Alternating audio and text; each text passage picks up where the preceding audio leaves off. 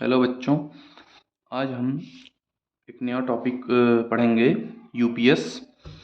UPS का पूरा नाम होता है अनइंटरप्टेबल पावर सप्लाई या निर्बाध पावर सप्लाई। तो यूपीएस जो होता है ये अनइंटरप्टेबल पावर सप्लाई होता है।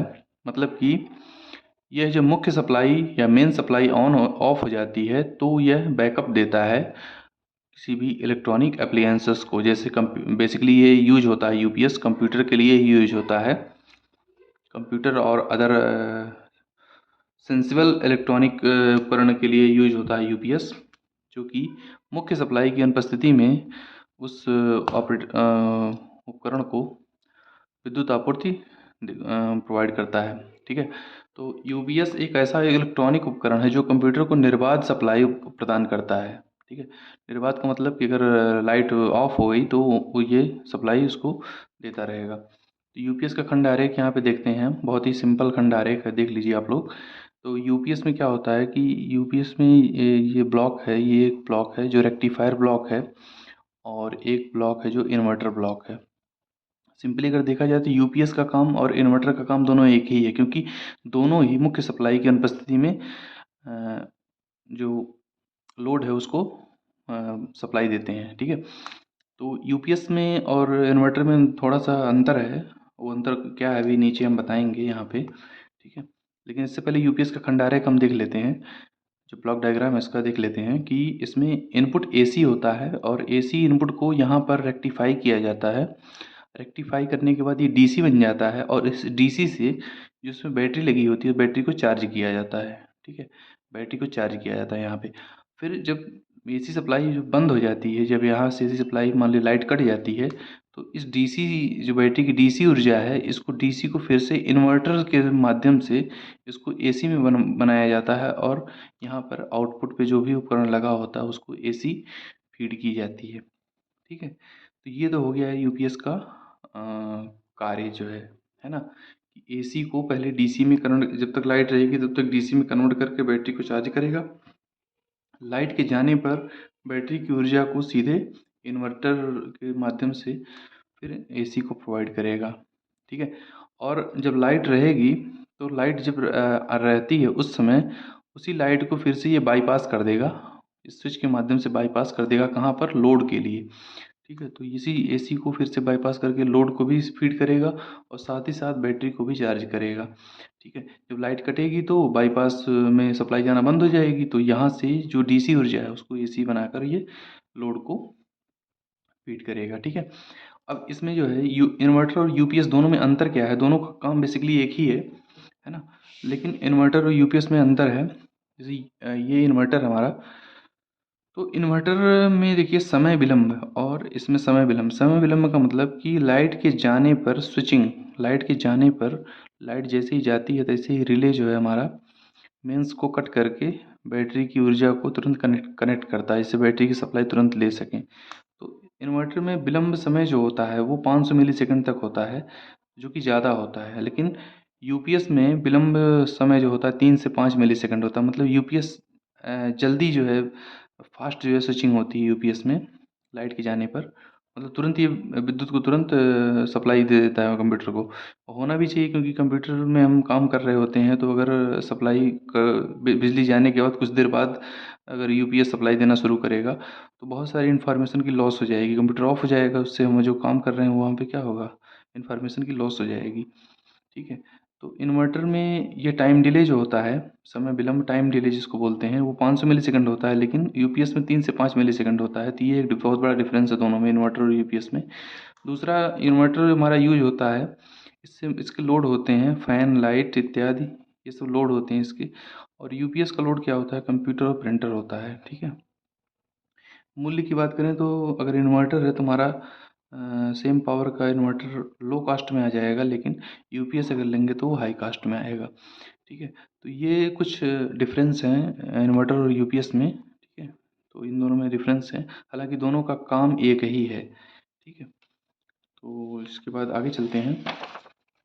यहाँ पे देखते हैं कि यूपीएस के प्रकार। ठीक है, तो यूपीएस हमारा जो है 3 प्रकार का होता है।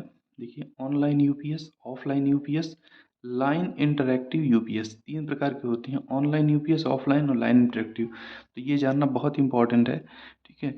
ऑनलाइन यूपीएस क्या होता है? ऑनलाइन यूपीएस ऐसा होता है जिसमें कोई भी रिले स्विच नहीं होती है। इसका मतलब कि ऑनलाइन यूपीएस में बैटरी से हमेशा ऊर्जा लोड को दी जाती है। इसमें क्या होता है, कोई भी बाईपास स्विच नहीं होगी, जो भी इनपुट होगा वह रेक्टिफायर में जाएगा और रेक्टिफायर क्या करेगा, बैटरी को चार्ज करेगा और साथ ही साथ इस बैटरी की ऊर्जा को फिर इन्वर्टर से एसी में बनाकर लोड को फीड होती रहती है। लाइट अगर कट भी जाती है तब भी बैटरी इसको ऊर्जा देता रहेगा, और लाइट अगर रहेगी भी तब भी बैटरी चार्ज होने के साथ साथ ऊर्जा इसको देता रहेगा। तो यहाँ पे कोई भी मतलब ट्रांजिशन नहीं होना है, मतलब स्विच ऑन ऑफ नहीं होना है, मतलब एक तरह से लोड हमेशा बैटरी हमेशा ऑन रहती है। इसमें बैटरी से ऊर्जा हमेशा लोड के लिए कनेक्ट रहती है। ऑनलाइन यूपीएस एक ऐसा उपकरण है जिसमें सप्लाई हमेशा बैटरी से ली जाती है, अर्थात इसमें बाईपास सप्लाई का विकल्प नहीं होता, जिससे कनेक्टेड लोड हमेशा सप्लाई से जुड़ा रहता है और इससे स्विचिंग नहीं होती, यानी टाइम डिले नहीं होता। जब हमेशा कनेक्ट रहेगा तो स्विचिंग की ज़रूरत ही नहीं पड़ेगी, ठीक है। इसके बाद ऑनलाइन यूपीएस का प्रयोग कॉर्पोरेट सेक्टर में आईटी सेटअप में किया जाता है, जहां पर क्रिटिकल सॉफ्टवेयर या सर्वर लगे होते हैं, जैसे domain controller, DNS server, firewall device, router इत्यादि, सीआरएम, ईआरपी और एप्लीकेशंस। ऑनलाइन यूपीएस वहाँ यूज होता है जहाँ पर ज़रा सा भी लाइट कटने पर, ठीक है, अगर इंफॉर्मेशन की लॉस हो जाती है तो वहाँ पे हम ऑनलाइन यूपीएस का प्रयोग करते हैं। कि जैसे क्या नाम है, आईटी सेटअप में जो भी हमारा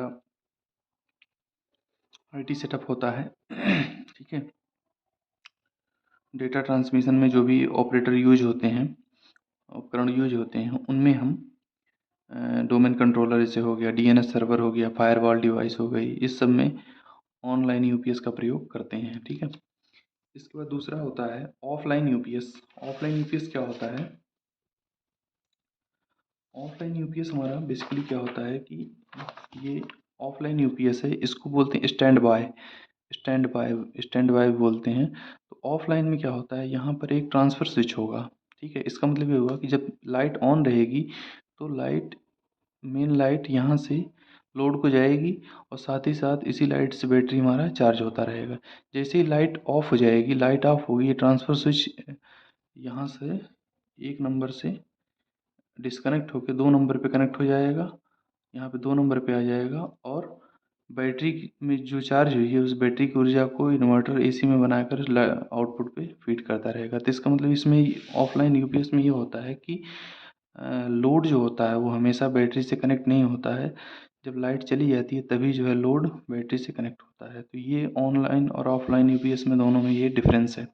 तीसरा जो होता है लाइन इंटरैक्टिव यूपीएस, ये क्या होता है, ये एक तरह का ऑफलाइन यूपीएस ही है। लाइन इंटरैक्टिव यूपीएस क्या होता है, एक तरह का ऑफलाइन यूपीएस होता है, लेकिन थोड़ा सा इसमें एडवांस वर्जन होता है इसका, ठीक है। तो लाइन इंटरैक्टिव यूपीएस में क्या होता है, इसमें भी एसी मेन सप्लाई फिल्टर और वोल्टेज रेगुलेटर के माध्यम से सीधे लोड को जाती है ट्रांसफर स्विच के माध्यम से, और साथ ही साथ यहाँ से इन्वर्टर, ये जो इन्वर्टर है इसमें इन्वर्टर रेक्टिफायर दोनों का कॉम्बिनेशन होता है। तो जो मेन सप्लाई आती है वो इसमें जाती है, उसी सप्लाई से बैटरी हमारा चार्ज होता रहता है और आउटपुट पर भी मेन सप्लाई जाती रहती है। जैसे ही मेन सप्लाई ऑफ होती है, बैटरी की चार्जिंग बंद हो जाती है, फिर बैटरी से ऊर्जा ली जाती है और उसको इन्वर्ट करके आउटपुट पर दिया जाता है, ठीक है। तो ये लाइन इंटरेक्टिव यूपीएस होता है। इसमें एसी मेंस जो होता है वो, इसमें फ़िल्टर एक ब्लॉक होता है, फ़िल्टर और वोल्टेज रेगुलेटर होता है, एक ट्रांसफ़र स्विच होता है, ठीक है, और इन्वर्टर कन्वर्टर यूनिट होती है इसमें, ठीक है। तो एक लाइन इंटरैक्टिव यूपीएस में मुख्य एसी, एक फ़िल्टर और वोल्टेज रेगुलेटिंग इकाई ऑटो ट्रांसफार्मर के माध्यम से आउटपुट से जुड़ा हुआ होता है, जो इनपुट को बकिंग या बूस्ट साधन से स्थिर रखता है। इन्वर्टर कन्वर्टर यूनिट नाम की एक सिंगल यूनिट बैटरी चार्जर और इन्वर्टर का कार्य करती है। जब मुख्य एसी विफल हो जाता है तो यह डीसी को एसी में बदलता है। तो लाइन इंडक्टिव यूपीएस हमारा 750 वोल्ट एम्पियर से 5 किलो वोल्ट एम्पियर के बीच क्षमता के बीच उपलब्ध होता है और छोटे समूह के कंप्यूटर के लिए ये उपयोग किया जाता है। तो ये ऑल अबाउट यूपीएस के बारे में था। यूपीएस क्या होता है, यूपीएस कितने प्रकार के होते हैं, तो आशा करते हैं आप लोगों को समझ में आया होगा। Thank you.